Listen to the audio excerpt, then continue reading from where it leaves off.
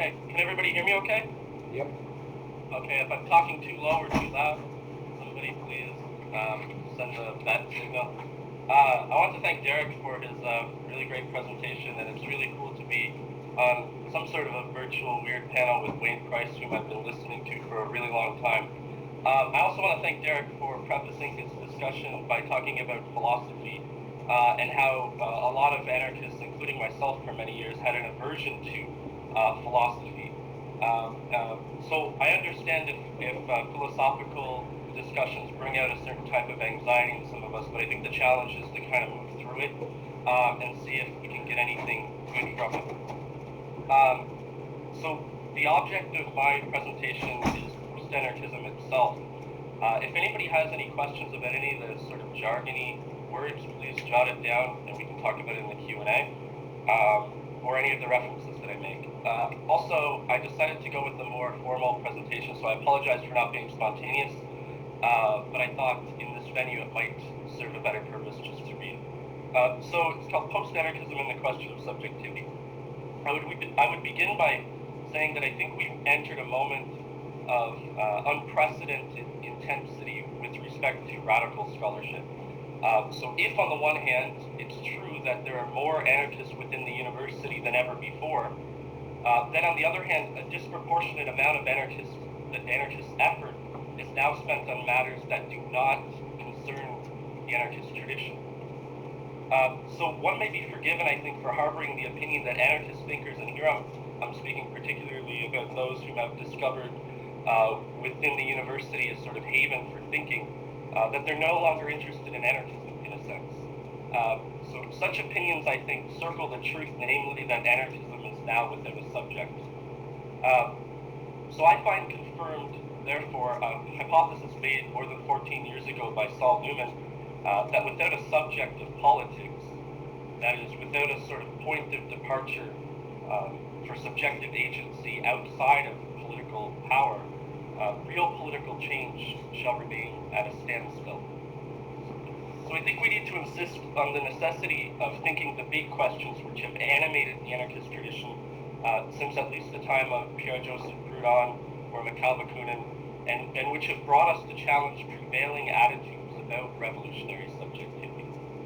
So, for example, just 2 nights ago, I was looking at Proudhon's Toast to the Revolution, which seemed to me to explore the ontological premises and strategic possibilities inherent to the situation of 1848 or 49 or whatever it was. So the return which post-anarchism envisages concerns a renewed investigation into the nature of political power, an examination into what I would call the topological relationship between power and subjectivity. So, for example, the question concerning where power ends and where subjectivity begins, which is a question I thought Derek was addressing really well. And finally, an address regarding the present opportunities for strategic advancement.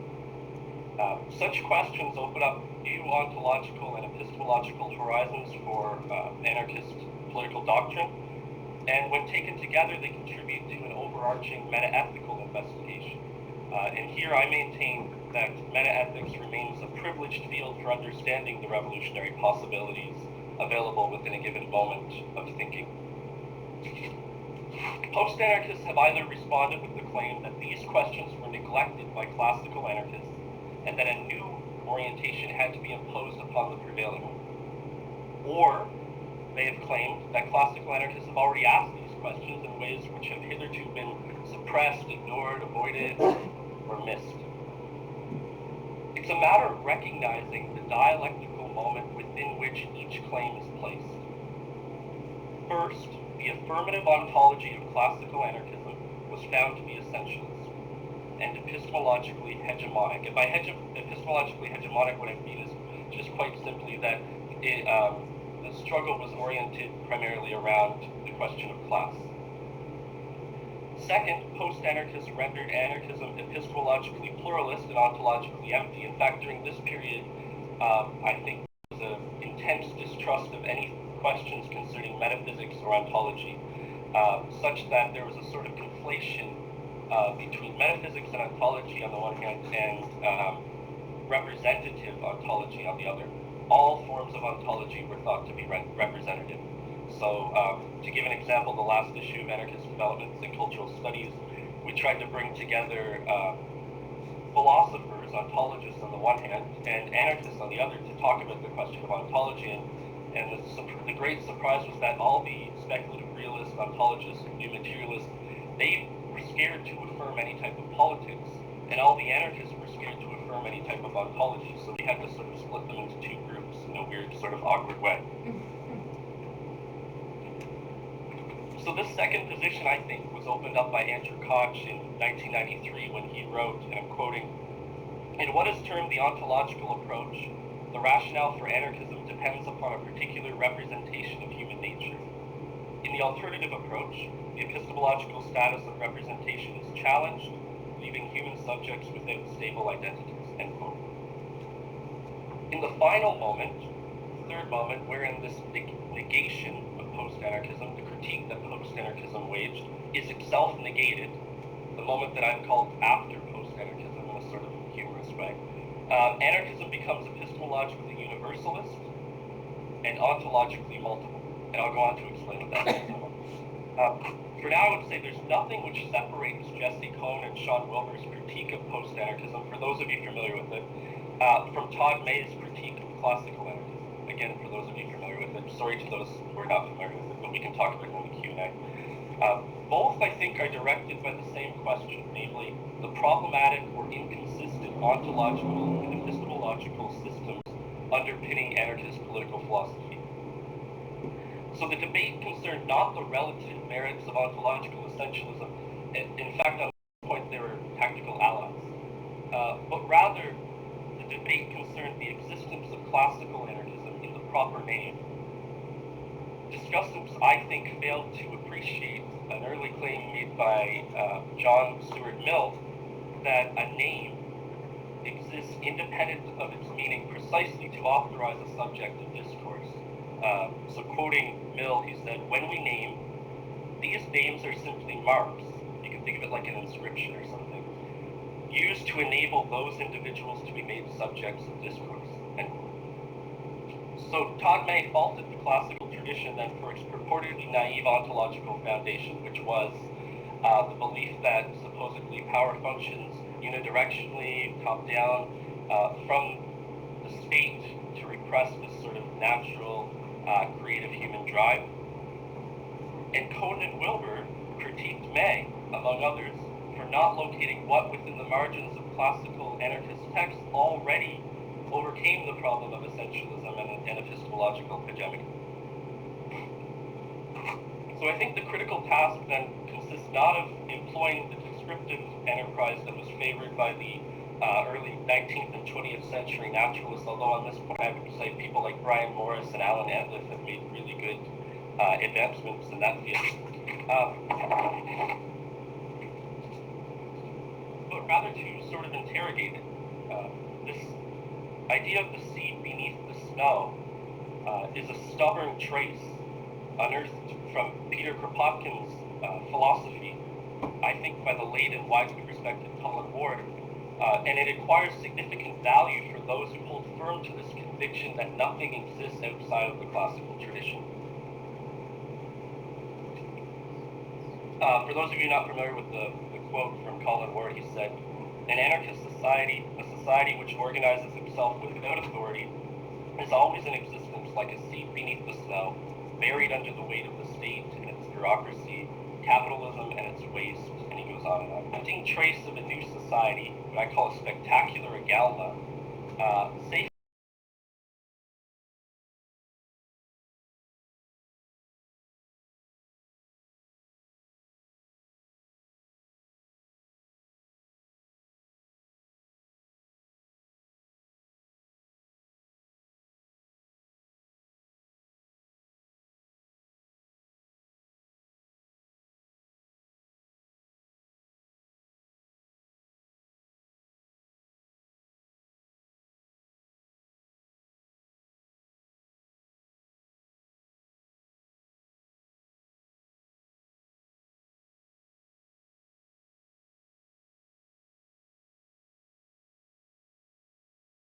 I stole that from classical philosophy, was also discussed in society, what I call a spectacular agalma, safeguards against anxiety. And as an object of admiration, it conceals a sort of phantom subjectivity which postures at resolving the question of mastery of nature. For those of you not familiar with the concept of agalma, I stole that from classical philosophy. It was also discussed by French psychoanalyst by the name of Jacques Lacan. I'll actually quote Lacan so you can get a sense of what he's talking about. He said, "The peak of the obscurity into which the subject is plunged in relation to desire, agalma, is that object which the subject believes that his desire tends toward, and through which he presses to an extreme misperception of the cause of his desire. Such is the frenzy of Alcibiades, and the dismissal Socrates subjects for him. Concern yourself with your soul means acknowledge that what you are pursuing is nothing other than what Socrates will later turn into your soul, namely your image. See then that the function of that object is in the order not of a goal, but rather of a cause of death, and prepare your mourning as a function of it. Then you will know the paths of your desire, for I, Socrates, who know nothing, that is the only thing that I know." From that I take the concept of knowledge, not knowledge at some point. So, to return to the discussion of naturalism, I think the meta-ethical naturalist is the one who believes himself to be a sort of non-dupe, and who exposes his knowledge of the laws of nature so as to conceal any knowledge of himself. So beneath the hindrances of state power and oppression, we're told there exists this sort of communal subjectivity which forms the basis of the natural law. The essentialist characterization of classical anarchist ontology occurred not as an imposition by the post-anarchists, but rather as the logical movement of a tradition which affirms an ontology only to return to it after a series of negations. So logical movement in the direction of ontological multiplicity would have been severely compromised without this initial problematic characterization of classical anarchist ontology. So to get an understanding of this principle of ontological multiplicity, I think we could turn to the work of Levi Bryant, whose book, The Democracy of Objects, was once named The Anarchy of Objects. But according to John W. M. Grumall, the principle can also be found in the writings of Rainer Sherman. Grumall writes, quote, "One of the central points of Sherman's ontology is that being is a multiplicity that defies any metaphysical attempt to unity," end quote. So here I would ask somewhat rhetorically, how is it that we can avoid engaging with Alain Badiou's claim that being qua being is itself a multiplicity? I feel like there needs to be more of an engagement there. Similar contortions were made within the classical anarchist narrative on truth. Truth was affirmed at the expense of truths, in the infinite plural, and the chief political task was to institute the revolution in the finite singular. But a moment of passage became available when power was exposed as an infinite nodal system. So first, power was said to have occurred among relatively few nodes. I would call this something like the class war situation. Next, this notion of power was expanded to include a relatively large nodal system, including religious authority, patriarchy, and white supremacy, and maybe some others. This perhaps would be called and then finally, the notion of power was broadened to include an infinite nodal system of oppression, a spectacular society, postmodern capitalism, or maybe it also fits with Derrick's claim that he takes from Foucault, that power is sort of dispersed everywhere. So the first situation necessarily introduced this moment of epistemological hegemony. The second, epistemological relativism, and the third finally introduces a moment or a possibility of universals. But the period of epistemological relativism reached its limit when it refracted into a crude subjectivism. Benjamin Franks, for example, wrote that, quote, "Many post-anarchists that have been critical of universalist epistemological claims tended towards a subjectivist stance," end quote. And he went on in his paper to demonstrate the problems inherent to that approach. A shift occurred in strategic politics, which, to quote Todd May, involved a unitary analysis that aimed toward a single goal, the revolution, end quote, to a form of tactical politics with, quote, no center within which power was to be located, and with various possible sites in the creation of the social world, end quote. And here I think we have the sort of Foucauldian position as well. So this refraction opened itself up to a new possible universality without the consequent hegemonic or totalitarian truth position.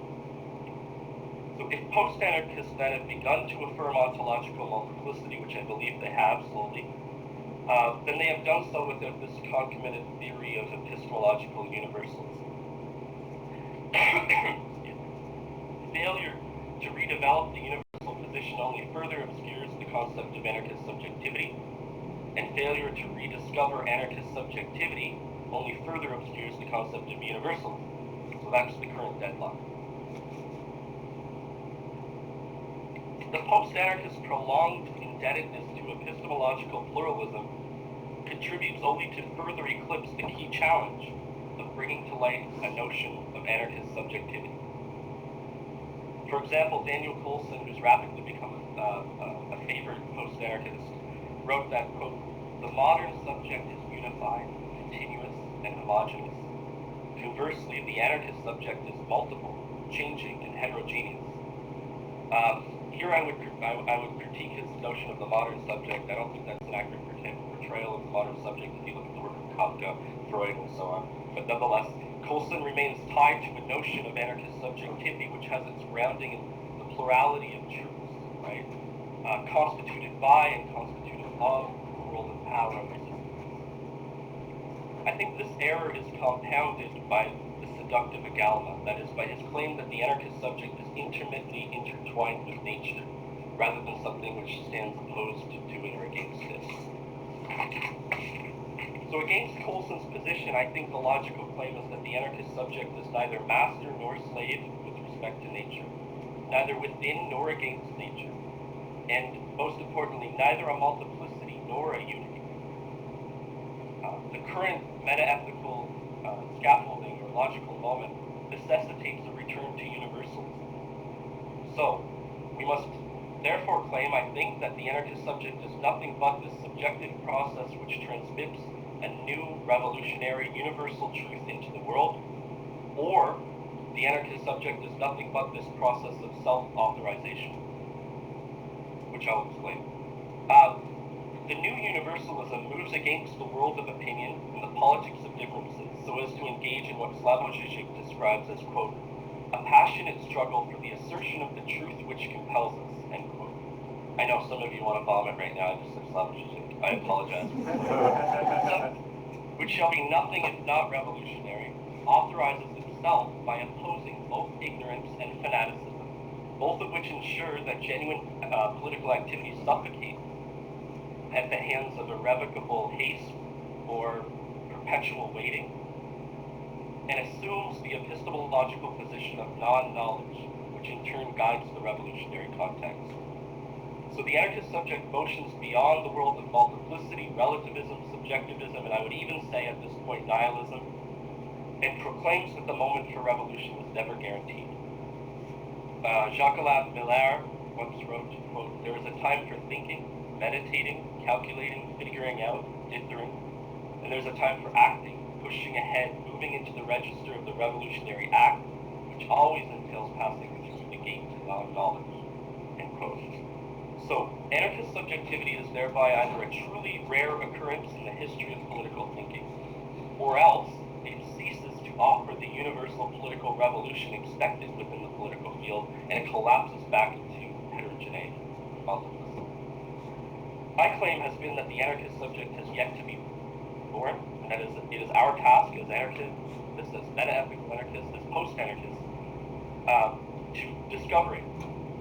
Or perhaps the anarchist subject already exists obscurely within the political unconscious of a new world as this darkness which promotes anxiety, against which the precious agalma can only provide comfort and security.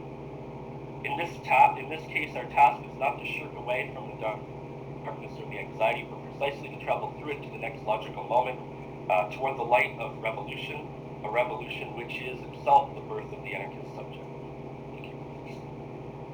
Thank you.